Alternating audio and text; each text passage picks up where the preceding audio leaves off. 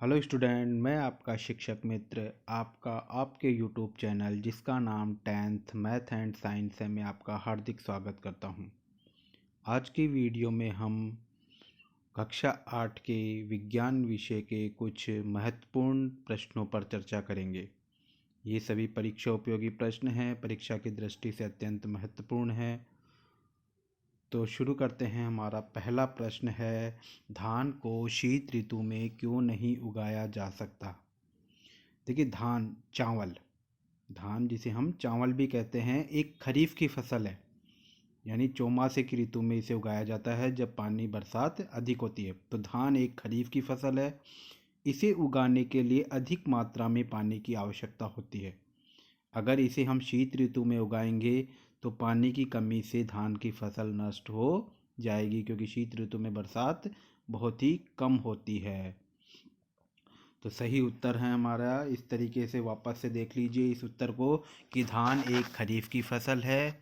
इसे उगाने के लिए अधिक मात्रा में पानी की आवश्यकता होती है, और अगर इसे हम शीत ऋतु में उगाएंगे तो पानी की कमी से धान की फसल नष्ट हो जाएगी।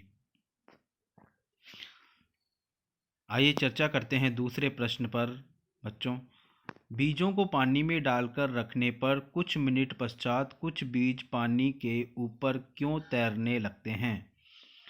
देखिए, बहुत सारे बीज रखे हुए हैं, तो उन बीजों में से कुछ बीज ऐसे होंगे जो क्षतिग्रस्त होते हैं, खोखले होते हैं, जिनमें घुन लग जाता है, इल्ली लग जाती है, जो उन्हें अंदर ही अंदर से खोखला कर देती हैं।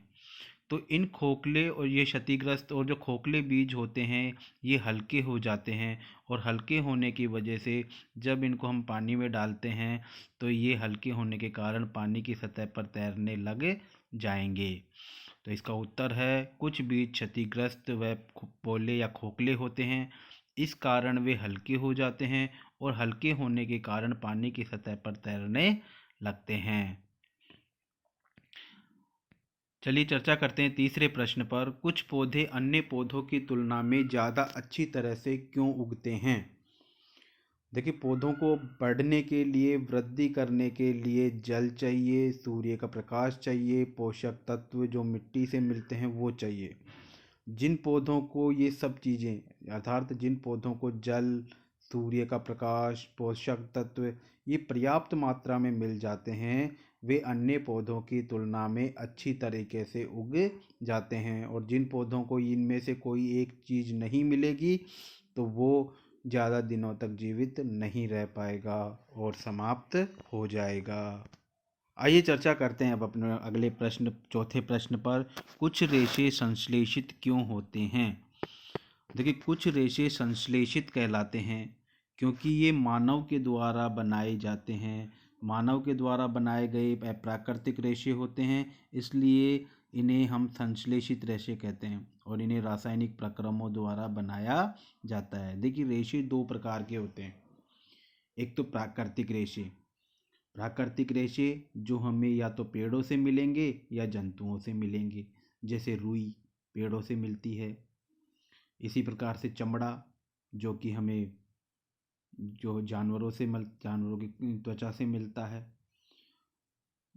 इसी प्रकार, या फिर ऊन जो हमें जानवरों के बालों से मिलता है, तो ये हो सकता है।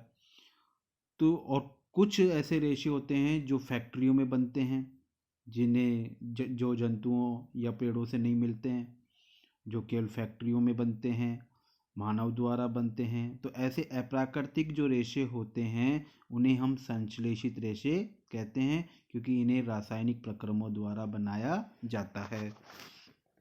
आइए चर्चा करते हैं अपने पांचवें प्रश्न पर। कॉलम ए को कॉलम बी से सही मिलान कीजिए। तो देखिए, यहाँ पर गोल्ड है एक तरफ, कॉलम ए के जो हैं वो हैं गोल्ड जिसको सोना कहते हैं, आयरन जिसको लोहा कहते हैं, एल्यूमिनियम, कार्बन, कॉपर, कॉपर जिसको तांबा कहते हैं, मरकरी, और दूसरी तरफ है थर्मामीटर, बिजली के तार, खाद्य सामग्री लपेटना, मशीनें, ईंधन, इस तरीके से। और एक और है नीचे आभूषण। अब यहाँ पर अपने को इनको मैच करना है। देखिए, गोल्ड, तो यहाँ पर मैच करेंगे कि भाई इनमें से कौन सी चीज़ किस चीज़ से मिलान हो सकती है। ये देखिए इसका मैच गोल्ड। गोल्ड अर्थात सोना, सोने से आभूषण बनते हैं, गहने बनते हैं, तो गोल्ड को मिलान कर देंगे हम आभूषण से। इसी प्रकार से आयरन, आयरन से आप जानते हैं लोहे से मशीनें बनती हैं, तो आयरन को मैच कर देंगे हम मशीनों से। एल्यूमिनियम, एल्यूमिनियम जो खाद्य सामग्री लपेटने के जो पन्नी होती है हमारी, वो एल्यूमिनियम की बनती है। जैसे टिफ़िन वगैरह पैक करते हैं, तो टिफ़िन वगैरह पैक करते हैं तो आजकल, पहले जो है ये अखबार में लपेट देते थे, लेकिन आजकल अखबार में न लपेट करके उनको एक जो पन्नी सी आती है एल्यूमिनियम की, उसमें लपेटते हैं। उसमें खाना जो होता है ख़राब नहीं होता है, गर्म रहता है। कार्बन, कार्बन जो है इससे ईंधन बनता है। जितने भी पेट्रोल हैं, डीजल है, केरोसिन है, इन सब में कार्बन होता है। लकड़ी जलती है तो उसमें भी कार्बन होता है। कॉपर, कॉपर जो है इससे बिजली के तार बनते हैं। आपके घरों के बाहर जो बिजली के तार आप देखते हो, ये सब कॉपर के होते हैं, ठीक है। एल्यूमिनियम के भी होते हैं, सॉरी, एल्यूमिनियम के भी होते हैं। और जो घरों में जो तार होता है आपका बिजली का, भूरे रंग का होता है, वो कॉपर का तार होता है। मरकरी, मरकरी जो होती है जिसको हम पारा कहते हैं, ये हम थर्मामीटर में यूज करते हैं। थर्मामीटर जो जिसका उपयोग डॉक्टर करते हैं बुखार नापने के लिए, उसके अंदर पारा भरा रहता है, गर्मी पा करके वो फैलता है। तो इस तरीके से हम इनको मिलान कर देंगे। ये आज हम 5 प्रश्नों पर हमने चर्चा की है। इसी प्रकार से आगे भी हम जो हैं परीक्षा उपयोगी महत्वपूर्ण प्रश्नों पर और डेस्क वर्क जो है वर्कबुक 8वीं की, उस पर, उसके प्रश्नों पर भी चर्चा करेंगे। तो इस चैनल को जो है, अगर वीडियो पसंद आया है तो लाइक करें, सब्सक्राइब करें और दोस्तों के साथ शेयर करें। धन्यवाद बच्चों।